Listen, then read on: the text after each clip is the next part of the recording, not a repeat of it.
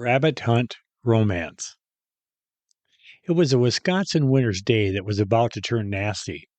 Nevertheless, I will always remember that pivotal snowy Saturday back in January of 1988. You see, I was a bachelor, a single pastor of a small country church. I knew that there were people in the church praying for me to find a mate. I think they felt sorry for me, and unless something radical happened, they considered me doomed to an unhealthy lifetime diet that mostly consisted of frozen chicken and French fries.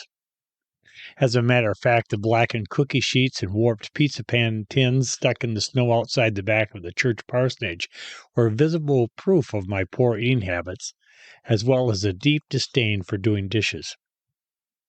At the age of 31, family and friends had finally quit asking if I was ever going to get married. They evidently figured I had settled on a life of perpetual bachelorhood.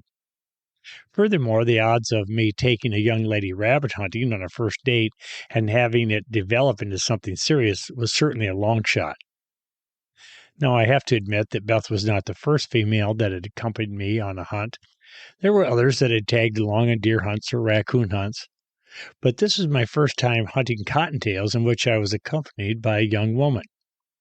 Beth was a city girl who had never even held a gun, let alone whack a rabbit. But after picking her up and then informing her what we would be doing, she was still game to go hunting. We traveled to a wooded farm owned by my parents. After a brief time of target practice, we made our way up the hill through the knee-high snow toward a patch of berry briars.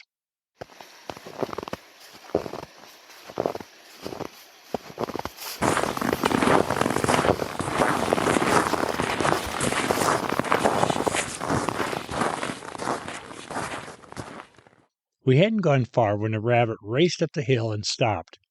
Beth pulled up the 20-gauge single-shot Beretta and squeezed the trigger. The recoil from the shotgun caused her to land backward in the snow. In fact, I'm pretty sure that Beth hit the ground before the rabbit did. She was still laughing as I pulled her to her feet. I raced up the hill to retrieve the cottontail. Beth was carrying a 20-gauge shotgun and I a .22 caliber pistol. However, Cupid must have been packing a double-barrel 12-gauge that day because I started to get smitten. About 11 months later, we were married, and today we have 4 daughters. But the fact is, ours is not the first romance ignited in an outdoor setting. For example, Adam and Eve were united in a beautiful garden by God Himself.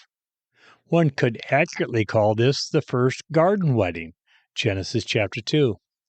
Later, the book of Genesis chapter 24 relates how Rebekah, who eventually became Isaac's wife, was discovered on the outskirts of a town working at a well. The Lord used thirsty camels and Rebekah's willingness to water them as a supernatural sign. By Rebekah's service, she was clearly identified as the one who should become Isaac's wife. It was also at a well of water that Moses and Zipporah initially met, Exodus chapter 2. Moses was fleeing from Pharaoh.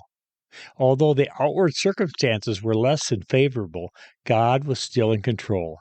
He caused Moses to meet his mate in an outdoor setting.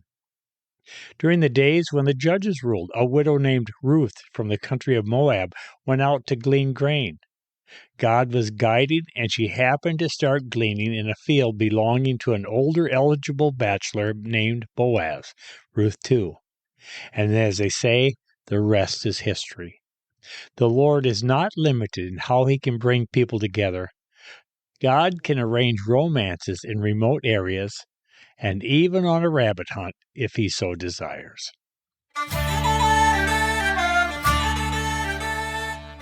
Dr. Tom Rako has pulled together 60 hunting and angling devotionals.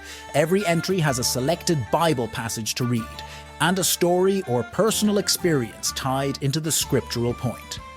Some of the titles for entries found in devotions for hunters and anglers include Buck Fever, The Antlered Doe, Catfish Corner, Barnyard Buck, Rabbit Hunt Romance, The Prodigal Pooch, A Case of Pheasant Forensics, Once in a Lifetime Moose Hunt, and Grin and Bear It.